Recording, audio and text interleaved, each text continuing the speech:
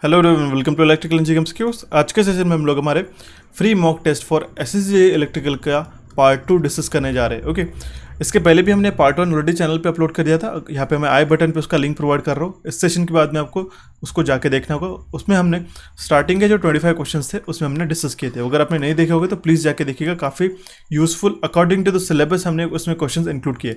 देखिए, ये free mock test लाने का एक ही आपके लिए मेरा मकसद है कि आपको आपका स्कोर जानना है, आपको इसको खुद से अटेम्प्ट करने देना है, सो दैट आपको पता चल सके कि आपके वीक पॉइंट कौन से है और स्ट्रॉन्ग पॉइंट कौन से है और आपको किस तरीके से प्रिपरेशन आपकी जारी रखनी चाहिए। ठीक है, इसीलिए हम लोग फ्री मॉक टेस्ट ये जो सीरीज़ हमने लाई है उसमें हम लोग 100 क्वेश्चन डिस्कस करेंगे, जो कि आपको 100 क्वेश्चन सेम आपको एग्जामिनेशन में पूछे जाते हैं। ओके, देखिए, सेशंस को हम लोग एक ही टाइम पे 100 क्वेश्चन इसलिए नहीं कर रहे क्योंकि सेशंस का टाइमिंग काफ़ी लंबा हो जाता है, और अगर आप लोग पार्ट वाइज उसको आप करते हो तो आपके लिए बेटर रहता है और आप इफ़िशिएंटली उसको अटेम्प्ट कर पाते हो। आप ध्यान से उसके जो भी क्वेश्चन हम लोग डिस्कस करते हैं उसको आप अच्छे से देख पाते हो और अच्छे से सॉल्व कर पाते हो। ठीक है, तो ये हमारा पार्ट 2 है, ध्यान में रखिएगा, नया पार्ट है जिसमें हम लोग 26 to 50 क्वेश्चन डिस्कस करेंगे। ठीक है, जो रिमेनिंग क्वेश्चन है हम लोग नेक्स्ट पार्ट्स में इसको कर लेंगे। ठीक है, और ध्यान से देखिएगा, ये आपका फ्री मॉक टेस्ट है, that means according to the syllabus आपको ये क्वेश्चंस फ्रेम किए हैं मैंने, और इसमें हम लोग टाइमर के साथ चलने वाले हैं, सो दैट आपको आपका स्कोर जानना पड़ेगा इसमें, और आपको कितने करेक्ट आ रहे हैं और कितने रॉन्ग आ रहे हैं आपको लिखना है और हमें कमेंट बॉक्स में कमेंट करना है। तो चलिए इस सेशन को शुरू करते हैं। ओके, सो हम लोग सबसे पहले देखते हैं प्रीवियस सेशन का आंसर। प्रीवियस सेशन में मैंने आपको क्वेश्चन पूछा था, dash is an example of high resistivity material. तो इसमें से करेक्ट आंसर था नाइक्रोम। नाइक्रोम जो है हमारा एक हाई रेजिस्टिविटी मटेरियल है। ओके, और सबसे पहले हमें करेक्ट आंसर दिया है, उनका नाम है Shivangi Patel and Dhiro Yadav. So shout out to you guys. अगर आप भी चाहते हो आपका नाम मैं मेरा नेक्स्ट सेशन में लूँ तो इस सेशन को कंप्लीट आपको अच्छे से एंड तक देखना है, और सेशन के एंड में जो भी मैंने आपको क्वेश्चन पूछा था उसका करेक्ट आंसर आपको हमें कमेंट बॉक्स में कमेंट करना होगा। सबसे फर्स्ट 2 व्यूवर्स जो रहेंगे, जो उन्हें करेक्ट आंसर हमें कमेंट करेंगे, उनका नाम है मेरे नेक्स्ट सेशन में लूँगा। ओके, तो चलिए सेशन को शुरू करते हैं। देखिए, सबसे पहले मैं आपको बता दूँ detail syllabus for the assessee JEE paper 1। इसी से जो सिलेबस के अकॉर्डिंग हमने ये पेपर को डिज़ाइन किया, ये मॉक टेस्ट को डिज़ाइन किया।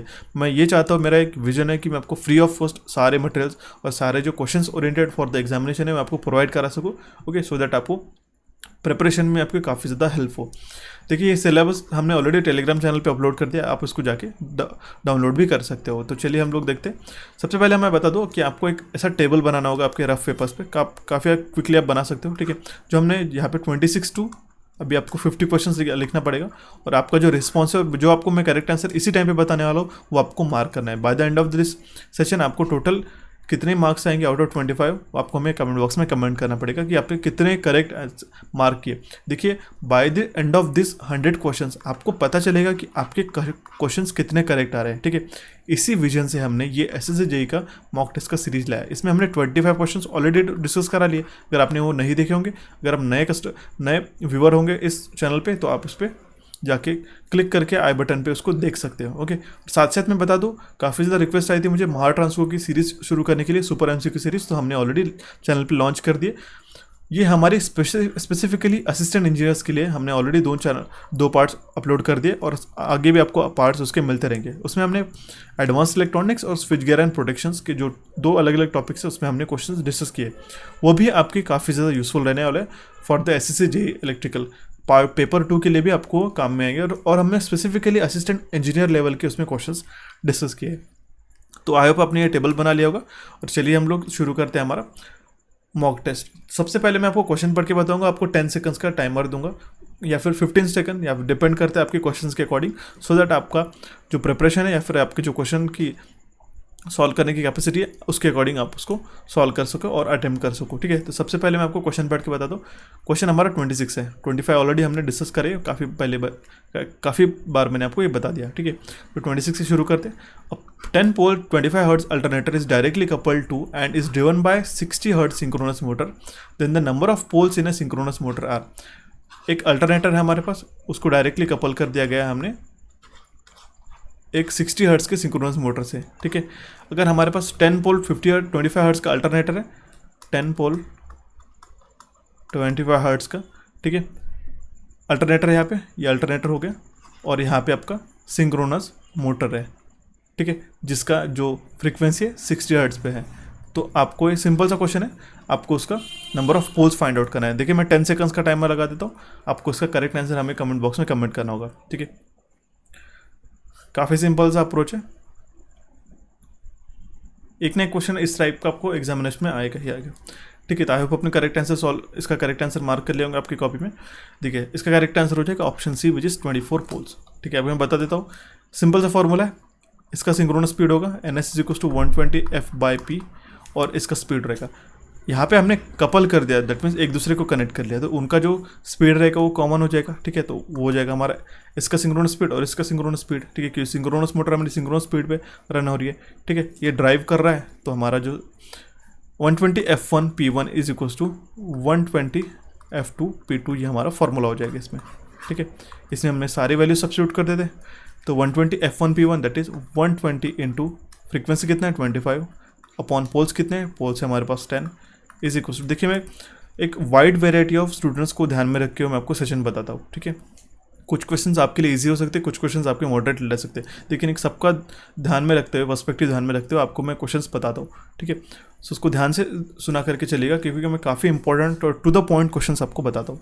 तो और इसका क्या रहेगा सिंक्रोनस मोटर का, वो रहेगा 120 इंटू F2। F2 कितना है हमारे पास 60 है, अपॉन यहाँ पे पोल्स फाइंड आउट करने हैं सिंक्रोनस मोटर के, हमने पी ऐसे कैसे लिख लिया, ठीक है। तो इसको हम लोग सॉल्व करेंगे तो 120 से 120 डायरेक्टली कैंसिल हो जाएगा, 5 2 = 10, 5 5 = 25, ठीक है। और 5 1 = 5 और 5 12 ज़ा, तो अब P = क्या हो जाएगा 12 इंटू 2 विच इज़ 24 पोल्स हमारे ये सिंक्रोनस मोटर के आ जाएंगे, ठीक है। तो इसका करेक्ट आंसर है ऑप्शन सी। तो आई आपने इसका करेक्ट आंसर मार्क कर लिया, काफ़ी इजी और काफ़ी सिंपल था इसका अप्रोच था। देखते हैं हमारा next question, which of the following motor is preferred for the tape recorders. ये क्वेश्चन मैंने इनफैक्ट पूछा भी था, ठीक है। सेम क्वेश्चन आपको बता रहा हूँ। इसके लिए मैं आपको 10 सेकंड्स का टाइमर शुरू कर दे रहा हूँ, काफ़ी ईजी है, 2 सेकंड्स के अंदर इसका आंसर आना चाहिए मैं तो बोलूँ, क्योंकि हमने काफ़ी बार प्रैक्टिस कर लिया डिफरेंट क्वेश्चंस के, ठीक है। और ये मैं स्ट्रिक्टली बता दूँ, ये फॉर द पेपर 1 है। अब यू डोंट एक्सपेक्ट कि आपको इस टाइप के क्वेश्चन पेपर 2 में या फिर मेंस लेवल में देखने को मिल सकते हैं बाकी एग्जामिनेशन में, ठीक है। तो हम लोग टेप रिकॉर्डर्स में हिस्टैरिसीस मोटर यूज़ करते हैं, ऑप्शन ए इसका करेक्ट आंसर है। कांस्टेंट स्पीड मोटर है हिस्टैरिसीस मोटर, हिस्टैरिसीस प्रिंसिपल पे वर्क करता है, ओके। इसलिए हमने टेप रिकॉर्डर्स में इसको वर्क करते हैं, ओके। तो इसका करेक्ट आंसर है ऑप्शन ए। काफ़ी सिंपल सा क्वेश्चन था। बढ़ते हैं हमारे नेक्स्ट क्वेश्चन की ओर। In a ferroelectric materials, the hysteresis loop is the dash function of the applied electric field। 10 seconds का मैं टाइमर लगा रहा हूँ। पैराबोलिक, नॉन लीनियर, एक्सपोनेंशियल या फिर लीनियर।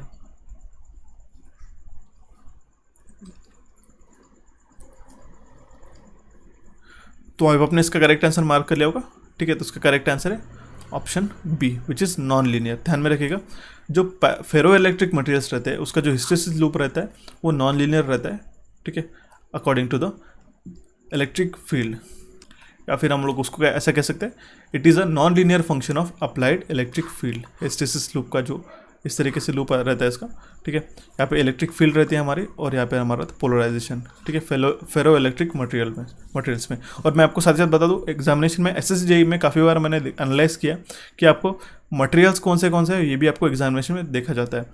तो फेरो इलेक्ट्रिक मटेरियल्स आपके कौन से सबसे पहला एक ध्यान में रखिएगा, वो है हमारा बेरियम,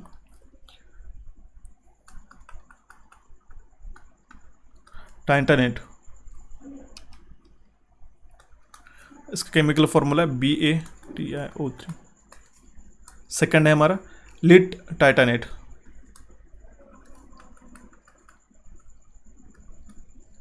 ओके।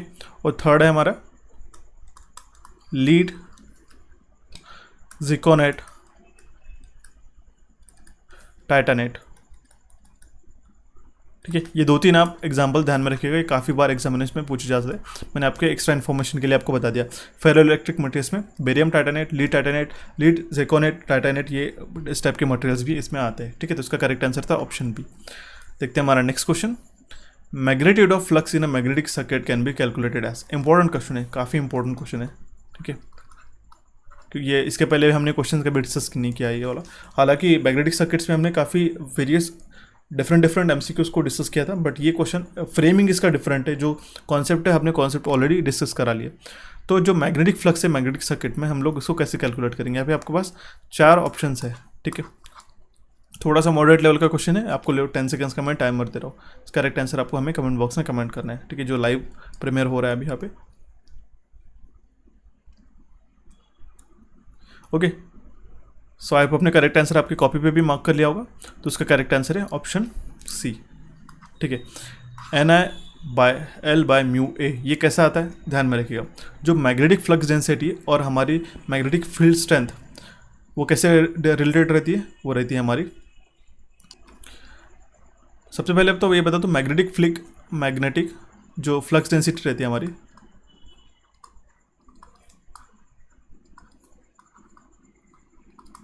उसको हम कैसे डिनोट करते हैं, उसको हम करते हैं डिनोट बी से, करेक्ट। और जो हमारा मैग्नेटिक फील्ड स्ट्रेंथ है, मैग्नेटिक फील्ड स्ट्रेंथ वो हम लोग करते हैं डिफाइन एच से। तो आपको पता है एक फॉर्मूला ध्यान में रखना, B is equals to mu H, ये आपको फॉर्मूला ध्यान में रखना होगा, ठीक है। और आपको पता है फाई इज इक्वल्स टू क्या होता है, B इंटू ए, करेक्ट। तो अभी हमारे पास क्या आएगा, ठीक है। यहाँ पे इन्होंने मिक्स इक्वेशन दिया है आपको, तो ध्यान में रखिएगा अगर आप फाई बाय ए करते हो, इस इक्वेशन को आप लोग सॉल्व करते हो, तो phi by A will be equals to B, तो बी में ये वैल्यू सब्स्टिट्यूट कर सकते हैं। यहाँ पे आप ऐसा भी लिख सकते हैं म्यू इंटू एच, बट आपको पता है एच इज इक्वल्स टू क्या होता है, ठीक है। जो है हमारा मैग्नेटिक फील्ड स्ट्रेंथ वो होता है Ni/L, ठीक है, Ni/L, दैट मीन्स N क्या है हमारा, नंबर ऑफ टर्न्स, लेंथ है उसकी, I दैट मीन्स उसमें से करंट फ्लो हो रहा है, ठीक है। और ऐसा यूनिट क्या है इसका मैग्नेटिक फ्लक्स का, वो है हमारा वेबर में हम लोग उसको मेजर करते हैं, बात आपको ध्यान में रखनी होगी। That means magnetic field strength को हम लिखते हैं H is equals to Ni/L, तो H का जो वैल्यू है हम लोग यहाँ पे सब्स्टिट्यूट कर देंगे, ठीक है। तो हो जाएगा हमारा phi by A is equals to, ये म्यू ऐसे कैसे रहेगा, म्यू इंटू Ni/L, ये आ जाएगा। तो इस केस में हमारा जो फाई हो जाएगा वो हो जाएगा phi is equals to Ni/L/μA, ठीक है। ये हमारा इक्वेशन हो जाएगा। दैट मीन्स हमारा जो मैग्नेटिक फ्लक्स है मैग्नेटिक सर्किट में हम लोग इस फॉर्मूले से भी कैलकुलेट कर सकते हैं, ध्यान में रखिएगा। या फिर आपको ये भी बात मैं आपको बता देता हूँ, ठीक है। मैग्नेटिक फ्लक्स को आप कैसे लिखते हो, वो लिखते हो आप MMF by reluctance, MMF by reluctance. लेकिन आपको यहाँ पे फॉर्मूलाज कुछ इस तरीके से दिए, ठीक है, कि आपको इसका करेक्ट आंसर मार्क करना पड़े। Ni/L/μ ये भी हम लोग, इससे भी हम लोग फाइंड आउट कर सकेंगे, और उसका यूनिट क्या है, वेबर है, ठीक है। देखिए मैं बता दूं काफ़ी डिटेल में हम लोग सेशंस लेके जा रहे हैं। अगर आप चैनल पर नए होकर, अगर आपने सब्सक्राइब नहीं किया होगा हमारे चैनल इलेक्ट्रिकल इंजीनियरिंग MCQs को, then please do subscribe to our channel. And हमारे जो नॉन टेक्निकल प्रिपरेशन का चैनल है हमारा कोचिफाई, उसको भी आपको सब्सक्राइब करना है। तो चलिए इस सेशन को शुरू करते हैं, चलिए इस सेशन को हम लोग आगे बढ़ाते हैं, हमारा नेक्स्ट क्वेश्चन को लेके हुए, ठीक है। तो volt meter has a, next question है, volt meter has a low resistance, infinite resistance, high resistance या फिर जीरो रेजिस्टेंस। वोल्ट मीटर को इन चारों में से कौन सा रेजिस्टेंस रहता है, तो आपको हमें कमेंट बॉक्स में कमेंट कर गए करेक्ट आंसर इसका, ठीक है। और आपकी कॉपी भी आपको लिखना है, सो दैट आपका कितना करेक्ट आ रहे हैं कितना रॉन्ग आ रहे हैं ये भी आपको बताना है। 10 seconds भी is too much for this question, okay, because these questions are very common and very frequently asked in the paper 1 of this SSJ examination, okay। So you should remember the voltmeter has a highest resistance, option C इसका correct answer हो जाएगा। देखिए मैं आपको बता दूं क्यों हो रहता है, इसका लॉजिकल आंसर है, अगर वोल्टमीटर का रेजिस्टेंस हाई नहीं रहेगा, सो दैट जो करंट फ्लो रहेगा वो, अगर जो वोल्टमीटर का रेजिस्टेंस है वो हाई क्यों रहता है, उसमें से जो करंट फ्लो होता है वो हमारा ऑलमोस्ट निग्लिजिबल रहता है। अगर वोल्टमीटर का इंटरनल रेजिस्टेंस अगर लो रहता है, मान लो, ठीक है, ये अगर आपने एक रेजिस्टर है, इसके अक्रॉस आपने वोल्टमीटर लगा दिया, ठीक है, इसका इंटरनल रेजिस्टेंस भी रहेगा। तो मुझे बताओ यहाँ पे अगर आपका इसका 10 ohms है, ओके, और इसका यहाँ पे इंटरनल रेजिस्टेंस जो है 1 ohms ही है, ठीक है। फॉर एग्जांपल हम लोग मान के चलते हैं हमारे इसके अक्रॉस हमें एक वोल्टमीटर से हमें वोल्टेज मेजर करना है, ठीक है। अगर आपका इंटरनल रेजिस्टेंस इसका कम है, इसका 1 ohms है, तो जो यहाँ से करंट फ्लो हो रहा है तो वो ऑब्वियसली डाइवर्ट हो जाएगा फ्रॉम वोल्टमीटर, ठीक है, यहाँ से करंट फ्लो होगा, ठीक है, इंस्टेड ऑफ दिस, क्योंकि आपको पता है जो करंट हमारा फॉलो करता है, हमारा लीस्ट रेजिस्टेंस पाथ फॉलो करता है, दैट मीन्स जो हमारा 1 ohm का है इसमें से फ्लो करना चालू करेगा ज़्यादा से ज़्यादा current as compare to this. तो इससे क्या होगा, हमारे जो मेजरमेंट में है वो एरर आ जाएगा, ओके। और उसके कारण क्या होगा कि हम लोग करेक्ट वोल्टेज ड्रॉप जो है यहाँ पे अक्रॉस दिस वोल्टमीटर ये हमारा बढ़ जाएगा एज कम्पेयर टू दिस, ठीक है। इसीलिए आपको ध्यान में रखना होगा जो वोल्टमीटर का रेजिस्टेंस है ऑलमोस्ट इन्फिनिट रहते हैं इन case of ideal, but in practical cases it should be high resistance. तो ध्यान में रखें कि यहाँ पे 100 ohms का अगर 1000 ohm का इसका इंटरनल रेजिस्टेंस है वोल्टमीटर का, और यहाँ पे 10 ohms का है, तो ऑब्वियसली करंट यही पाथ फॉलो करेगा और हम लोग करेक्टली इसी के अक्रॉस हम लोग वोल्टेज मेजर कर पाएंगे। तो इसका करेक्ट टेक्निकल आंसर था ये, ठीक है। तो इसका करेक्ट आंसर है option C.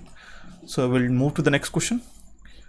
The next question is a balance 3-phase star connected load draws power from 440 volt supply, then the two connected wattmeters W1 and W2 indicates 5 kilowatt and 1200 watts. Calculate the total power.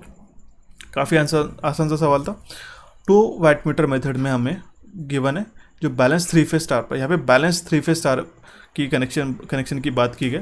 हालांकि इसमें 2-3-4 type के अलग अलग condition रहती है। जब हमारा power factor 0 रहता है, 0.5 रहता है, लेस देन 0.5 और 1 रहता है, उस केस में हमारी 4 कंडीशंस बनते हैं 2 wattmeter मेथड में। काफ़ी इंपॉर्टेंट है और इस पे आपको 2 क्वेश्चंस डेफिनेटली एग्जामिनेशन में आएगी। मैं अभी बता रहा हूँ गारंटी के साथ में। अगर आप चाहते हो कि मैं इसके 2 wattmeter मेथड पे एक कंप्लीट सेपरेट सेशन लेके आऊँ कि इसमें उसके अकॉर्डिंग की कंडीशंस हम लोग डिस्कस करेंगे, तो आप मुझे कमेंट बॉक्स में कमेंट करिएगा। और प्लीज़ मुझे ध्यान से कमेंट याद से कमेंट किया करिएगा, क्योंकि काफ़ी बार इतने सारे सेशंस का आपकी रिक्वेस्ट आती है और नंबर ऑफ टॉपिक्स हमको कवर कराने रहते हैं। फिर भी मैं ट्राई करता हूँ कि आपको जितने आपने रिक्वेस्ट किए हुए सेशंस मैं आपको आपकी तरफ पहुँचाते रहूँ, ठीक है। इसलिए आपको ध्यान से कमेंट करना है कि सर मुझे स्पेसिफिकली आप मेंशन करें कि हमें 2 wattmeter मेथड का सेशन चाहिए, ये चाहिए, सो दैट मैं उसको रिक्वेस्ट में आपकी पेंडिंग लेके आपको मैं नेक्स्ट कुछ ही दिनों में आपको उसका सेशन बना दूंगा, ओके। तो हमारे पास 2 wattmeter कनेक्टेड है, W1 एंड W2, जिसका इंडिकेशन है 5 किलोवाट और 1200 वाट। एक 5 किलोवाट शो कर रहे हैं और दूसरा है 1200 वाट। तो उसका टोटल पावर फाइंड आउट करना है। 10 सेकंड्स का टाइमर आपके लिए, काफ़ी आसान सा सवाल है इसका, ठीक है। तो आपको इसका करेक्ट आंसर आपकी कॉपी में मार्क करना है, सो दैट आपको खुद एनालाइज कर सको आपका कि आपका कितना स्कोर आ रहा है, करेक्ट। तो उसका करेक्ट आंसर है ऑप्शन डी, 6200 वाट्स। सिंपल है, balance 3-phase star connected load है। यहाँ पे 2 wattmeter मेथड से हम लोग 3-phase पावर मेजर कर रहे थे। तो उसका 5 किलोवाट, दैट मीन्स 5 किलोवाट का हम लोग क्या लिखते हैं 5000 वाट, और यहाँ पे 1200 वाट हो जाएगा, ठीक है। तो इसकी दोनों की एडिशन हो जाएगी, which will be equals to 6200 watt. ये हमारा टोटल एडिशन आ जाएगा। बट हमारी कंडीशन एक बैलेंस 3-phase स्टार कंडीशन है, इसलिए हमारे पास यह है, नहीं तो इसमें ऐसा नहीं रहता है। हम लोग यहाँ पे डायरेक्टली ऐड कर रहे हैं और हमारा करेक्ट आंसर आ रहा है 6200 वाट। बट कुछ केसेस में डिफरेंट इसकी कंडीशंस भी रहता है। ध्यान में रखिएगा, जो हमारा पावर फैक्टर है वो हम लोग ऐसे मेजर करते हैं, tan इनवर्स ऑफ, ये फार्मूला आपको पूछा जा सकता है एग्जामिनेशन में, ध्यान में रखिएगा, √3 W1 minus W2 upon W1 plus W2, ठीक है। ये आपको फार्मूला है, ये एग्जामिनेशन में पूछा जा सकता है। 2 wattmeter मेथड में से हम लोग पावर कैसे मेजर करते हैं। तो ध्यान में रखिए कि जो हमारा रिएक्टिव पावर है Q, वो रहेगा √3 times of W1 minus W2, correct. और एक्टिव पावर क्या रहेगा W1 अपॉन W2। इससे हम लोग डायरेक्टली फाइन निकाल पाएंगे, tan इनवर्स निकाल के। तो ये इंपॉर्टेंट फार्मूला है, ध्यान में रखिएगा, ठीक है। देखते हैं हमारा नेक्स्ट क्वेश्चन, जो कि question number 32। The test use to locate high resistance fault in a low resistance conductor circuit is. हम लोग कौन सी ऐसी टेस्ट यूज करते हैं जिससे हम लोग हाई रेजिस्टेंस फॉल्ट को लोकेट कर सके लो रेजिस्टेंस कंडक्टर के अंदर, लो रेजिस्टेंस कंडक्टर सर्किट्स के अंदर। तो वो होता है हमारा, इसका करेक्ट आंसर हमें मार्क करने में, अभी डिस्क्लोज नहीं कर रहा, आपको 10 सेकंड्स का टाइमर देता हूँ। Hopkinson test, star delta loop test, open circuit test या फिर मुरे लूप टेस्ट, ठीक है। तो इसका करेक्ट आंसर है option D, which is Murray loop test. ये हमारी हाई रेजिस्टेंस को फॉल्ट्स को हमारे लोकेट करने के लिए यूज़ करते हैं, ओके। और ये हमारा व्हीटस्टोन ब्रिज का भी प्रिंसिपल इसमें यूज़ होता है, ध्यान में रखिएगा। व्हीटस्टोन ब्रिज का भी इसमें प्रिंसिपल यूज़ होता है। एंड हॉपकिंसन टेस्ट हम लोग किसके लिए यूज़ करते हैं, to determine the efficiency of DC machine.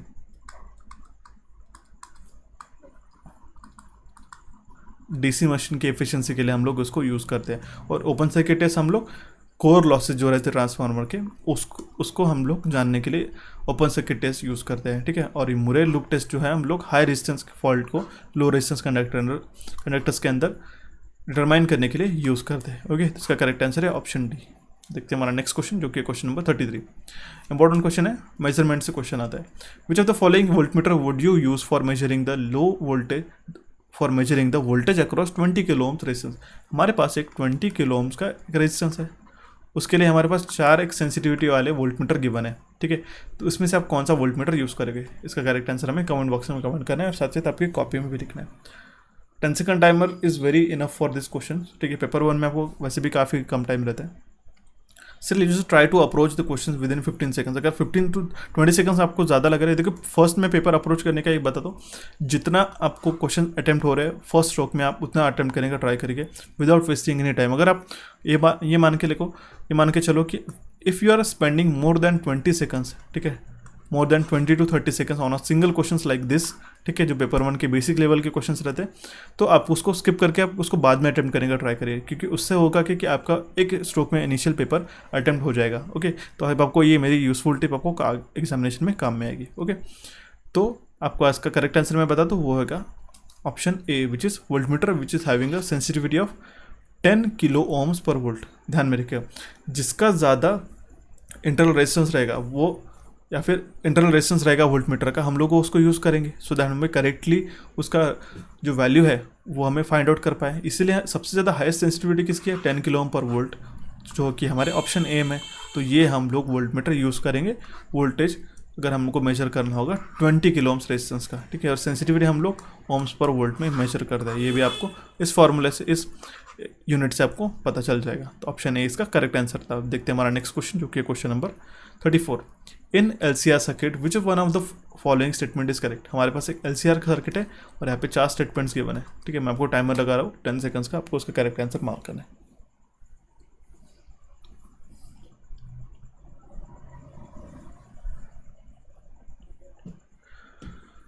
सो इसका करेक्ट आंसर है option D, which is inductive reactance increases with the frequency. आपको पता है एक्सएल इज इक्वल्स टू क्या होता है, जे ओमेगा एल, या फिर हम लोग एक्सएल को लिखते हैं 2 पाई एफ एल, करेक्ट, और एक्सी को क्या लिखते हैं हम लोग 1/2 पाई एफ सी, करेक्ट।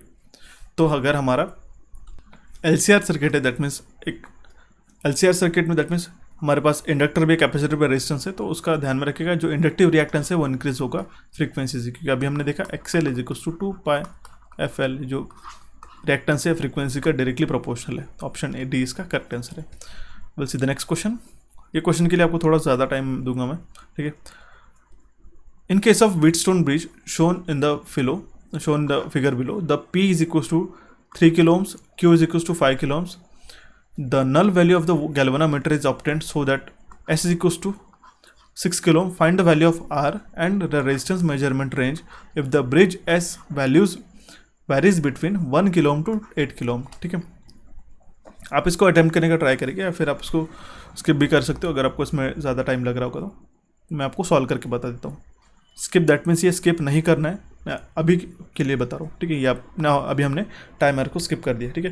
तो सबसे पहले बात ये ध्यान में रखनी होगी आपको कि जो हमें बैलेंस कंडीशन कब आती है व्हीटस्टोन ब्रिज की, वो आती है हमारी व्हेन P इंटू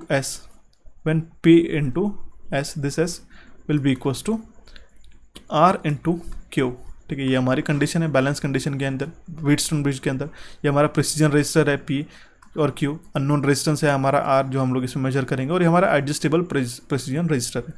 तो इस केस में हमें सबसे पहले हम लोग R के वैल्यू निकाल देते हैं, क्योंकि हमारे P Q directly as given है, तो we will get R as equals to, ठीक है, P कितना है हमारे पास 3 इंटू 6 अपन Q कितना है, Q का वैल्यू है 5, तो 3 into 6 which is 18/5 which is 3.6 kilo ohms, क्योंकि ये हमारे पास R का वैल्यू हो गया।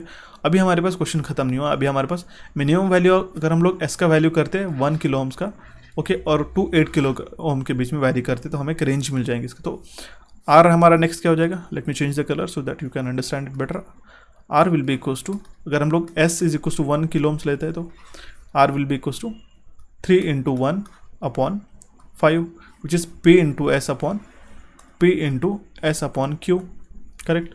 तो आ जाएगा हमारा 600 ओम्स, क्योंकि हमारा 3 का जो वैल्यू है ये हमारा किलो ओम्स में, तो ध्यान में रखिएगा 3000/5 करेंगे इसको, या आई होप आपको समझ में आया होगा 600 ओम्स आ गया। अभी हमारे पास S का वैल्यू हम लोग दूसरा वैल्यू सब्स्टिट्यूट करते हैं, S अगर हम लोग इसमें 8 किलो ओम्स लेते हैं, ठीक है, तो इस केस में हमारा R आ जाएगा, R will be equals to 3 into 8/5 which we will get 4.8 kilo ohms, ठीक है। तो जो रेंज हमारे रहेंगे ब्रिज की वो रहेगी from 600 ohms to 4.8 kilo ohms की, ये हमारी रेंज रहेंगे इस ब्रिज की, ठीक है। और हमारा जो अननोन रेजिस्टेंस है R, उसका वैल्यू रहेगा हमारा 3.6 किलो ओम्स, ओके तो हमारे कौन से ऑप्शन में इसका करेक्ट आंसर है? ऑप्शन बी हमारा करेक्ट है, 3.6 किलो ओम एंड रेंज रहेंगी from 600 ohms to 4.8 kilo ohms का रेंज रहेगा। ठीक है, तो इसका करेक्ट आंसर है ऑप्शन बी। आई होप के क्वेश्चन समझ में होगा। इस टाइप के क्वेश्चन आपको एग्जामिनेशन में देखे जाते हैं। एक सिंपल सा फंडा था, अगर ये आपको ये फॉर्मूला पता है तो आप इस ब्रिज को सॉल्व कर लेते हो कंप्लीटली इजीली। ठीक है, स्टेटमेंट इतना लंबा स्टेटमेंट रहने के बाद भी आप इसको अप्रोच कर सकते हो। Let's move to the our next question which is question number 36। Question क्या कह रहा है हमारा? Rectifier instrument indicates dash values.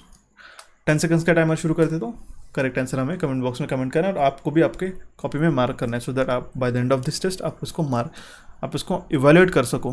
ठीक है, ये काफ़ी मैं चीज़ें ध्यान से चीज़ें आपको बताता हूँ क्योंकि एग्जामिनेशन में अभी इन दिस पैंडेमिक आपको जॉब सिक्योर करना काफ़ी ज़्यादा यूजफुल है और काफ़ी ज़्यादा इंपॉर्टेंट भी है। देखिए, जितना आप स्ट्रिक्टली प्रिपेयर करोगे उतना ही आप करीब जाओगे सिलेक्शन की ओर। ठीक है, rectifier instruments indicate dash value, तो उसका करेक्ट आंसर है option C which is average value. जो हमारा रेक्टिफायर इंस्ट्रूमेंट रहते हैं वो हमारे एवरेज वैल्यू मेजर करते हैं। रेक्टिफायर इंस्ट्रूमेंट्स में क्या रहेगा बेसिकली, उसमें क्या रहेगा, उसमें हमारे पास हम मेजरमेंट करेंगे एसी वोल्टेज को। ठीक है, एसी वोल्टेज एंड करंट्स को, तो हम लोग उसमें रेक्टिफायर यूज़ करेंगे जिसमें हम लोग AC to unidirectional DC हमें कन्वर्ट करने करेंगे। ठीक है, और जो हमारा डीसी कन्वर्ट करेंगे उसको हम लोग एक रिस्पॉन्सिव डीसी सर्किट को देंगे सो दैट वो हमें वैल्यू प्रोवाइड कर सके। ओके, तो इस केस में हमारा जो इंडिकेटिंग इंस्ट्रूमेंट रहेगा वो रहेगा हमारा PMMC इंस्ट्रूमेंट। ओके, जो हमारा कौन सा मूवमेंट यूज़ करता है वो हमारा डी आर्सनोवल मीटर जो मूवमेंट है वो उसको यूज़ करता है। देखिए, हमारा इंस्टाग्राम का हमने जो पोस्ट किया था उसका स्क्रीनशॉट डालो, सेम इस टाइप का इसमें स्ट्रक्चर रहता है। अगर आपने हमारे इंस्टाग्राम चैनल्स को भी नहीं देखा तो आप उसको भी जाके एक्सप्लोर कर सकते हो। हम काफ़ी ज़्यादा यूज़फुल टेक्नोलॉजिकल जो टू द इलेक्ट्रिकल इंजीनियरिंग से विसिनिटी के अंदर में जो भी इंपॉर्टेंट टर्मिनोलॉजीज रहते हैं, कुछ फॉर्मूलेस के स्क्रीनशॉट्स रहते हैं या फिर कुछ इंपॉर्टेंट चीज़ें जो आपको एग्जामिनेशन में और या फिर इलेक्ट्रिकल इंजीनियरिंग से रिलेटेड काम में आ सके हम लोग वहाँ पे पोस्ट करते हैं। तो ये इसी का हमारा वन ऑफ द एक स्क्रीनशॉट है, आप इसको जाके चेक कर सकते हो सिंपली। इसके लिंक मैं आपको डिस्क्रिप्शन बॉक्स में दे दूंगा। तो रेक्टिफायर इंस्ट्रूमेंट हमारा जो एवरेज वैल्यू है उसको मेजर करता है, तो ध्यान में रखिएगा, इसका सी ऑप्शन करेक्ट हो जाएगा। Will see our next question. The coil of a moving coil meter is wound on. Moving coil meter की हमारी जो कॉइल रहती है किस पे वाउंड की जाती है? एल्यूमिनियम फ्रेम पे, आयरन फ्रेम पे, इंसुलेटिंग मटेरियल पे या फिर सेमीकंडक्टर मटेरियल पे। सेमीकंडक्टर मटेरियल तो काफ़ी गलत ऑप्शन हो जाएगा। ठीक है, 10 सेकंड्स का टाइमर मैं आपको प्रोवाइड कर रहा हूँ, ध्यान में रखिएगा। आई होप आपको इसका करेक्ट आंसर आ गया होगा। काफ़ी सिंपल सा क्वेश्चन है।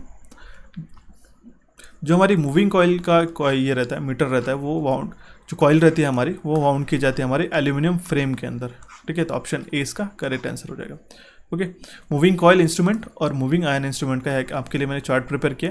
ठीक है, ध्यान में रखिएगा, हम लोग मूविंग कॉइल इंस्ट्रूमेंट सिर्फ डीसी मेजरमेंट के लिए यूज़ करते हैं, moving ion AC and DC measurement के लिए। काफ़ी बार डिस्टिंग्विशेबल ये हमारा एक क्वेश्चन पूछा जाता है एग्जामिनेशन में। ठीक है, जो हमारा डिफ्लेक्शन रहता है वो किससे प्रोपोर्शनल रहता है, और डिफ्लेक्शन जो रहता है हमारा स्क्वायर ऑफ करंट से हमारा प्रोपोर्शनल रहता है। ये इसका स्क्रीनशॉट ले सकते हो आप, मैं एक सेकंड के लिए पॉज कर देता हूँ। इंपॉर्टेंट है, काफ़ी टू द पॉइंट इसमें हमने डिस्टिंग्विश किया है मूविंग कॉइल और मूविंग आयन इंस्ट्रूमेंट्स के ऊपर। ठीक है, तो जो कॉइल हमारा रहता है मूविंग कॉइल इंस्ट्रूमेंट का वो रहता है एल्यूमिनियम फ्रेम के ऊपर वाउंड किया जाता है। ऑप्शन ए इसका करेक्ट आंसर है। Let's move to the next question which is question number 38। The frequency of an alternating current is 50 Hz. In what time the value of a current rises to RMS value from 0?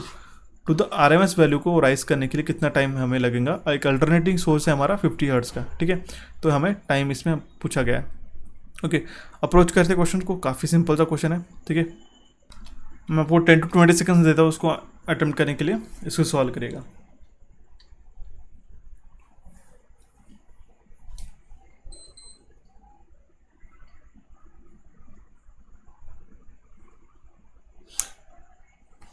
देखिए, इसको कैसे हम लोग approach करेंगे। सबसे पहले इसका correct answer mark कर देता हूँ, वो है हमारा 2.5 मिली सेकेंड्स। ओके, तो हमारे पास फ्रिक्वेंसी है f is equal to 50 hertz, correct. और हमारे पास ओमेगा का वैल्यू क्या है, एंगुलर फ्रिक्वेंसी, वो हो जाएगा हमारा omega is equal to 2 pi f। इसमें आप वैल्यू सब्सटीट्यूट कर दे तो you will get 2 pi, that means 2 into 50 हो जाएगा 100 pi which is radian per second. हमने एंगुलर फ्रिक्वेंसी को मेजर करते हैं, वो हो जाएगा हमारा 100 पाई का। ठीक है, और इक्वेशन क्या है हमारा करंट का, वो है हमारा I is equal to IM sine of omega T, correct, IM sine omega T. तो हमारे पास RMS वैल्यू का क्या है फॉर्मूला है, Im/√2,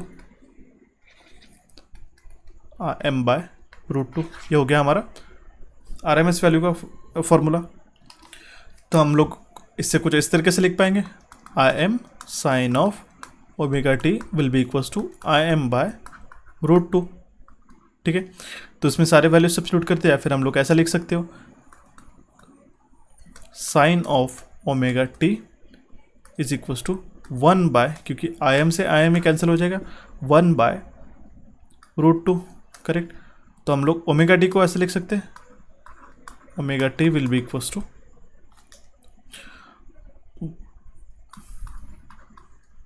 π/4, क्योंकि साइन यहाँ पे चला जाएगा, साइन इनवर्स 1/2 हो जाएगा हमारा π/4। तो दैट मीन्स हमारा 100, या फिर हम लोग इसको इस तरीके से भी लिख सकते हैं, क्योंकि पाई का वैल्यू है हमारा 100 pi T will be equals to π/4। तो पाई से पाई कैंसिल हो जाएगा, तो हम लोग टी का वैल्यू सब्स्टिट्यूट करके हम करेंगे नहीं हम लोग, तो 1/400, दैट मीन्स हमारा 2.5 मिली सेकेंड से हमारा वैल्यू हो जाएगा, ठीक है। तो उसका करेक्ट आंसर है ऑप्शन ए। काफ़ी आसान सा इसका अप्रोच था और आई होप आपको ये क्वेश्चन समझ में भी आया वो। देखिए हमारे पास फ्रीक्वेंसी गिवन थी, हमने क्या किया, फ्रीक्वेंसी गिवन थी, करंट का इक्वेशन वैल्यू गिवन है हमारा I equals to Im sin omega T, ठीक है। और ओमेगा हमने निकाल लिया 2πf which is 100 pi radian per second, इसका वैल्यू आ गया। जो ये I वैल्यू है ये हमारी RMS वैल्यू का हम लोग क्या लिखते हैं, Im/√2। ये हमने एक इक्वेशन बना लिया, ठीक है, जिसमें हमने Im से Im कैंसिल करके sine omega T is equals to √2 लिख लिया, ठीक है। तो इस केस में हमने ओमेगा टी को sine inverse of 1/√2 which is π/4, ये आ गया हमारा। तो हमने 100 pi T is equals to π/4 substitute कर लिया, क्योंकि हमारे पास यहाँ पे ओमेगा टी था ना, क्योंकि साइन यहाँ पे जाने के बाद जो ओमेगा टी था यहाँ पे ओमेगा का वैल्यू सब्स्टिट्यूट कर दिया, जो कि था हमारे 100 पाई से पाई कैंसिल हो जाने के बाद हमारे पास टी इज इक्वल्स टू आता है 1/400, ठीक है। तो will get 1/400 as a 2.5 millisecond as the correct answer for this question. तो उसका करेक्ट आंसर था ऑप्शन ए। सो ये काफ़ी इंपॉर्टेंट क्वेश्चन लगा मुझे। देखिए इस टाइप के क्वेश्चन आपको एग्जामिनेशन में देखे थे, सिर्फ एक वैल्यू गिवन थी, ठीक है, ध्यान में रखिएगा। बढ़ते हमारा नेक्स्ट क्वेश्चन की ओर, जो कि हमारा क्वेश्चन नंबर 39।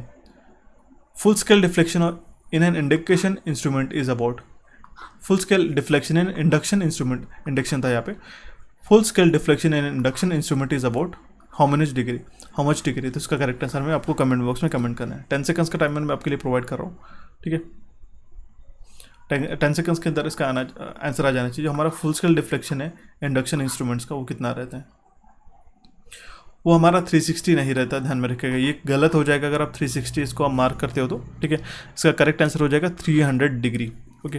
300 डिग्री के लिए फुल स्केल डिफ्लेक्शन इसका रहता है इंडक्शन इंस्ट्रूमेंट का। और ये आपको जो स्केल रहता है इस टाइप का इंस्ट्रूमेंट का, वो हमारा यूनिफॉर्म रहता है क्वाइटली, और इसको एक्सटेंड भी कर सकते हैं 300 डिग्री तक से। और हमारा जो करंट है वो हमारा 100 एम्पियर्स तक के वो करंट हैंडल कर सकता है इंडक्शन इंस्ट्रूमेंट। तो उसका करेक्ट आंसर है ऑप्शन सी। बढ़ते हमारा नेक्स्ट क्वेश्चन की ओर, जो कि हमारा question number 40। DC shunt machine develops an AC EMF ऑफ 250 volts at a 1500 RPM, find its mechanical power developed for an armature current of 50 amperes। हमारे पास एक डीसी मशीन है जो कि AC EMF प्रोवाइड करती है 250 AC EMF हमने उसको प्रोवाइड किया, जिसका वोल्टेज है 250 वोल्ट्स 1500 RPM पे। हमें मैकेनिकल पावर डेवलप निकालना है अगर हमारा आर्मेचर करंट अगर 50 एम्पियर्स है तो, ठीक है। 10 सेकंड्स के ऊपर उसके लिए टाइम लगेगा, हालांकि मैं आपको 10-20 सेकंड्स प्रोवाइड करता हूँ। इसको आपको सॉल्व करना होगा आपकी कॉपी में, इसका करेक्ट आंसर में कमेंट बॉक्स में कमेंट करना होगा, ओके। काफ़ी सिंपल सा क्वेश्चन है, इसके लिए एक फार्मूला भी मैं बता देता हूँ। मैकेनिकल पावर डेवलप्ड हम लोग कैसे लिखते हैं, P is equals to EB into IA, okay. जो हमारा वोल्टेज डेवलप रहता है AC आर्मेचर के अंदर, वो हमारा कन्वर्ट हो जाता है DC में बाय कम्यूटेटर, ओके। और हमारे पास वैल्यू कौन सी गिवन है, ध्यान में रखिएगा। देखिए सॉल्व कर लेते हैं कम्प्लीटली, ठीक है। 250 वोल्ट हमारे पास, इसका जो EB का वैल्यू गिवन है ये हमारा गिवन है। IA का वैल्यू कितना है, 50 एम्पियर्स हमारे पास गिवन है। तो डैट मीन्स हम लोग EB इंटू IA करते हैं, तो दैट मीन्स 250 इंटू IA हमारा कितना है 50 एम्पियर्स। तो हम लोग इसका निकाल पाएंगे 12.5 किलोवाट, इसका करेक्ट आंसर आ जाएगा, ओके। ऑप्शन बी इसका करेक्ट आंसर है। मैकेनिकल पावर डेवलप क्या होता है, EB इंटू IA, करेक्ट। तो ये इसका फॉर्मूला था। अगर आपको फॉर्मूला याद आता है तो उसका करेक्ट आंसर आप इजीली फाइंड आउट कर सकते हो। तो ऑप्शन बी इसका करेक्ट आंसर था। Let's move to the next question, which is question number 41। The motor best suited for DC traction is dash, 5 seconds के अंदर इसका करेक्ट आंसर आपको मार्क करना है। 10 सेकंड्स के ऊपर का भी काफ़ी ज़्यादा टाइम हो जाता है, ठीक है। आपको आपकी कॉपी में भी इसका आंसर लिखना चाहिए। काफ़ी सिंपल सा क्वेश्चन है और बहुत बेसिक क्वेश्चन है, ठीक है। उसका करेक्ट आंसर था option C, which is DC series motor. ये ट्रैक्शन के लिए यूज़ करते हैं हम लोग। एक आपके लिए चार्ट भी मैंने प्रिपेयर किया है यहाँ पे। डीसी सीरीज मोटर हम लोग ट्रैक्शन के लिए, क्रेन्स, एयर कंप्रेसर्स के लिए यूज़ करते हैं। डीसी शंट मोटर किसके लिए यूज़ करते हैं? Lathe machine, centrifugal pump. इसमें से ये जो एप्लीकेशन है, इसमें से एक क्वेश्चन 100% बनता है, इंपॉर्टेंट है। इसका स्क्रीनशॉट लेके रख सकते हो आप, ठीक है। डीसी कंपाउंड मोटर हम लोग किसके लिए यूज़ करते हैं, ये भी एग्जामिनेशन में आता है। और स्टेपर मोटर हम लोग किसके लिए यूज़ करते हैं? देखिए मैं ट्राई करता हूँ कि एक क्वेश्चन के अंदर आपके मल्टीपल क्वेश्चंस कवर हो सके, ओके। सेशंस को आपको विदाउट स्किप करके ध्यान से देखना है। जो भी मैं चीज़ें आपको बताता हूँ वो आपको ध्यान से सुननी है। इसका करेक्ट आंसर था ऑप्शन सी। बढ़ते हमारे नेक्स्ट क्वेश्चन की ओर। आई होप आपने इसका स्क्रीनशॉट ले लिया होगा, जो कि हमारा क्वेश्चन नंबर 42। क्वेश्चन क्या कह रहा है हमारा? In a DC shunt motor, if the terminal voltage is reduced to half and the torque remains the same, then dash what? यहाँ पे 4 कंडीशंस गिवन है। इसके अंदर का हमारा क्या होगा, ये हमें आपको करेक्ट आंसर आपको आपकी कॉपी पे भी मार्क करना है। 10 सेकंड्स का टाइमर प्रोवाइड कर देता हूँ। स्टेटमेंट एक बार फिर से पढ़ लेता हूँ। इन अ डीसी शंट मोटर, अगर हमारा टर्मिनल वोल्टेज रिड्यूस हो जाता है हाफ पे, तो टॉर्क पे हमारा क्या इफेक्ट करेगा? और टॉर्क हमारा सेम भी रहता है। तो यहाँ पे 4 कंडीशन है, उसके में से हमारा क्या होगा ये आपको बताना होगा। तो इस केस में हमारा स्पीड हो जाएगा हाफ, ओके, सबसे पहली बात। और आर्मेचर करंट हमारा हो जाएगा डबल। ऑप्शन हमारा इसमें डी में, स्पीड हमारा हाफ हो जाएगा और आर्मेचर करंट हमारा डबल हो जाएगा। टेक्निकली मैं आपको बताता हूँ इसका कैसा अप्रोच रहेगा, ठीक है। आपको ये बात ध्यान में रखें कि हमारा का टॉर्क क्या रहता है?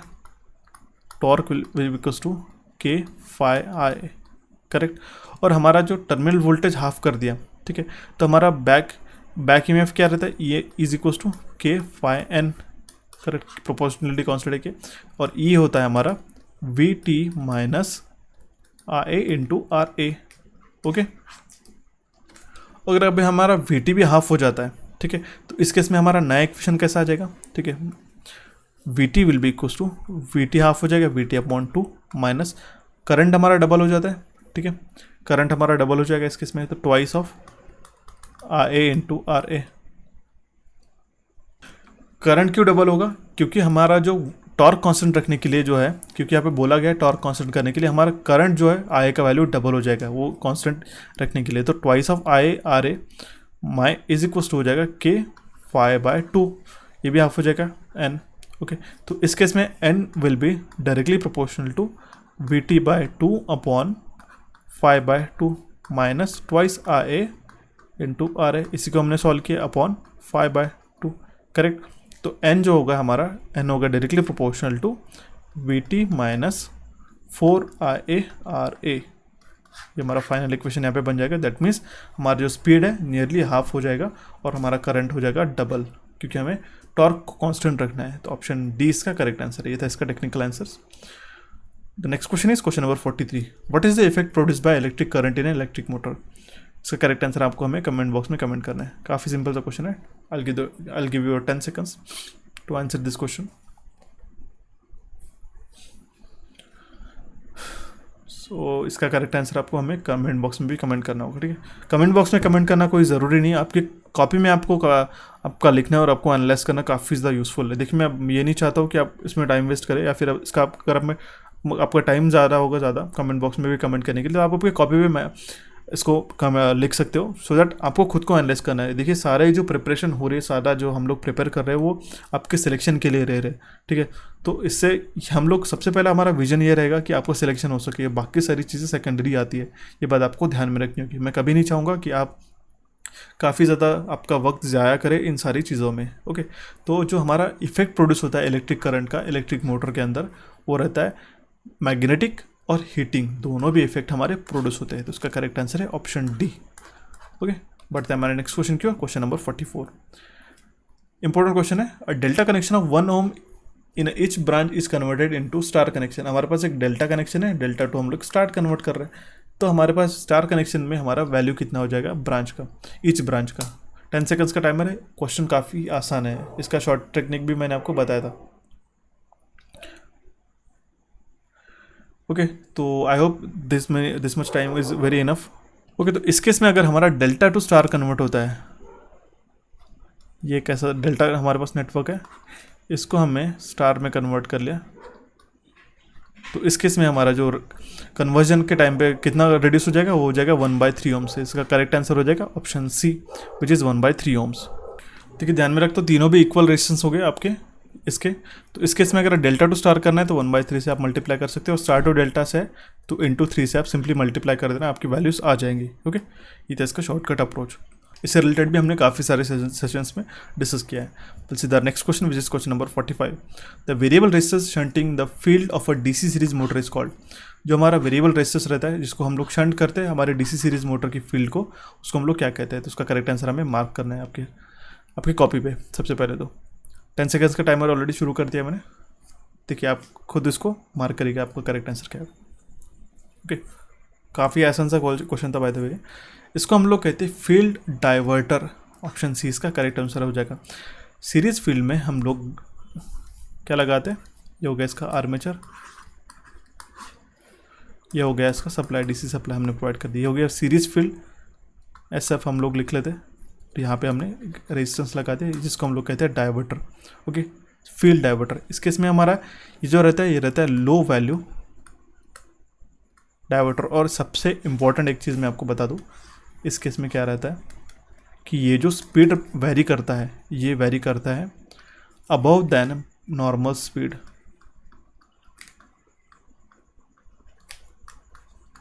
ये जो मेथड है field diverter method of speed varying of DC series motor, तो इस केस में अबव नॉर्मल स्पीड हमारा वेरी होता है स्पीड, क्योंकि ये लो वैल्यू रहता है। और आपको पता है जो हमारा फ्लक्स रहता है इज डायरेक्टली प्रोपोर्शनल टू आई, और जो हमारा स्पीड रहता है वो इनवर्सली प्रोपोर्शनल 1/5। ओके, तो इसी केस से हम लोग हमारा ये लो वैल्यू का रेजिस्टेंस है, तो इस केस में हमारा करंट इसमें से ज़्यादा फ्लो, इसमें से कम फ्लो होगा, तो करंट कम फ्लो होगा तो हमारा फ्लक्स कम फ्लो होगा। और यहाँ पे जो स्पीड है हमारा अबव देन बेस स्पीड, हम लोग उसको स्पीड वेरी कर सकते हैं। ठीक है, तो ये जो मेथड है हमारे इस केस में, तो इसका करेक्ट आंसर है option C which is field diverter. ध्यान में रखिएगा, ये काफ़ी इंपॉर्टेंट क्वेश्चन है। ये जो स्पीड वेरिंग मेथड है by the field diverter method, ये हम लोग अबव देन बेस स्पीड से हम लोग स्पीड के लिए हम लोग यूज़ करते हैं। तो उसका करेक्ट आंसर था ऑप्शन सी। देखते हैं हमारा नेक्स्ट क्वेश्चन जो कि है question number 46। Why the reason of using silicon steel in the electric machines. हम लोग सिलिकॉन स्टील क्यों यूज़ करते हैं इलेक्ट्रिक मशीन्स के अंदर। 10 सेकंड्स का टाइमर शुरू कर देता हूँ। करेक्ट आंसर आपको हमें करेक्ट कमेंट बॉक्स में कमेंट करना है, और साथ ही साथ आपको भी आपके कॉपी पे लिखना है जो आपने टेबल बनाया। सो इसका करेक्ट आंसर था बिकॉज ऑफ, इसका करेक्ट आंसर है option G low hysteresis loss. Because of low hysteresis loss हम लोग सिलिकॉन स्टील यूज़ करते हैं इलेक्ट्रिक मशीन्स के लिए। बढ़ते हैं हमारा नेक्स्ट क्वेश्चन की ओर, question number 47। Buchholz relay is used in. Buchholz relay हम लोग कहाँ पे यूज़ करते हैं। 10 सेकंड्स का टाइमर शुरू कर देता हूँ। इंपॉर्टेंट क्वेश्चन और बेसिक सा क्वेश्चन है। Air cool, oil cool, welding transformer या फिर फर्नेस ट्रांसफार्मर में हम यूज़ करते हैं। इंपॉर्टेंट क्वेश्चन है।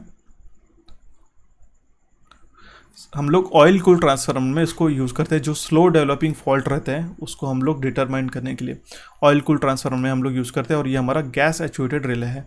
ऑप्शन ए इसका करेक्ट आंसर है। Next question is in which type of following type of winding extra insulation between layer is required in addition to the insulation of conductors. हमारी कहाँ पे एक extra insulation की layer लगती है इस टाइप के वाइंडिंग्स में। यहाँ पे 4 वाइंडिंग्स गिवन है, तो उसका करेक्ट आंसर आपको हमें कमेंट बॉक्स में कमेंट करना है। Cross over winding, continuous disc winding, या फिर सैंडविच या फिर हेलिकल वाइंडिंग में। इसका भी हम लोग सेशन एक बना सकते हैं। ठीक है, अगर आप चाहो तो आपको हमें कमेंट बॉक्स में कमेंट करना होगा। पर्टिकुलर एक क्वेश्चन को लेकर आप मुझे बताओ। सबसे पहले ध्यान में रखिएगा, हेलिकल वाइंडिंग के अंदर आपको एक एक्स्ट्रा लेयर ऑफ इंसुलेशन लगती है in addition to the insulation to the conductor. Option D इसका करेक्ट आंसर हो जाएगा। देखिए अभी इतना क्विकली मैं आपको सारे जो वाइंडिंग्स है इसको एक्सप्लेन नहीं कर सकता, आपको इसके लिए सेपरेट सेशन चाहिए होगा, तो आपको हमें कमेंट बॉक्स में कमेंट करना है। देन टू प्लीज़ कमेंट, मैं आपको रिक्वेस्ट करूँगा कि आपको अगर चाहिए तो प्लीज़ हमें कमेंट बॉक्स में कमेंट करें। So the next question is question number 49। Input power supplied during a short circuit test on a transformer is equal to. 10 seconds का टाइमर आप लोग प्रोवाइड कर रहा हूँ। कमेंट बॉक्स में इसका करेक्ट आंसर मार्क करेगा। Total loss, iron loss, output loss या फिर कॉपर लॉस, इसका करेक्ट आंसर क्या होगा। इसका करेक्ट आंसर हो जाएगा कॉपर लॉस। जो हमारा इनपुट पावर सप्लाई हो जाता है ड्यूरिंग शॉर्ट सर्किट टेस्ट, जो हम लोग ट्रांसफार्मर के ऊपर करते हैं, उससे हम लोग कॉपर लॉस को फाइंड आउट करते हैं। आसान से सवाल था। तो last question of this session, इसके बाद मैं आपको क्वेश्चन ऑफ द सेशन बताऊंगा। The starter of the 3-phase 10-pole induction motor possesses 120 slot. If a lap winding is used, calculate the coil pitch if the coil width extends from slot 1 to slot 11. हमारे पास coil pitch हमें find out करनी है. ये सारे values आपके पास given है. I'll give you the 10 to 20 seconds to solve this question.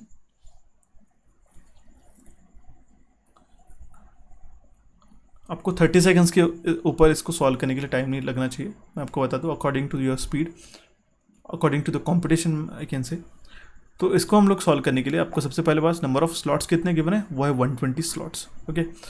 और number of poles कितने हैं, 10 पोल्स गिवन है. ओके. तो स्लॉट्स पोल पिच हम लोग कैसे निकालते हैं, pole pitch which will be equals to slots per pole. Correct. तो स्लॉट्स कितने हैं 120 और पोल कितने हैं 10. तो हमारा 12 स्लॉट्स पर पोल पिच आ जाएगा यहाँ पे. और कॉइल विड्थ कितना है हमारा 10. ठीक है, क्योंकि हम लोग स्लॉट 1 टू स्लॉट 11 पे जा रहे हैं. ठीक है. तो हमारे कॉइल की विड्थ कितनी है, वो है हमारी 10. ठीक है. 11 माइनस 1, तो कॉइल पिच क्या हो जाएगा हमारा, अगर हम लोग परसेंटेज में निकालते 10/12 इंटू 100. तो 10/12 इंटू 100 करेंगे तो you will get 83.3%. Option B इसका करेक्ट आंसर हो जाएगा. काफ़ी सिंपल सा क्वेश्चन था. ओके. कैलकुलेटिव क्वेश्चन था बाय द वे. सो ये थे हमारे 50 questions of the remaining part of the SSG free mock test. एक क्वेश्चन छोड़ के जा रहा हूँ, आपको इसका करेक्ट आंसर हमें कमेंट बॉक्स में कमेंट करना है. क्वेश्चन ये है, a coil having a resistance of 8 ohms and inductance of 2 henries switched across 48 volts at DC supply, the time constant of the circuit and the final value of the current in the circuit will be. इसका correct answer आपको हमें comment box में comment करना होगा. सो I hope आपको हमारा session समझ में आएगा और काफ़ी अच्छे से आपका प्रैक्टिस भी होगा.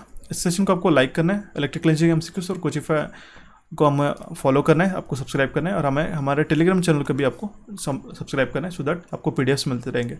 So till the next time I will see you and have a nice day.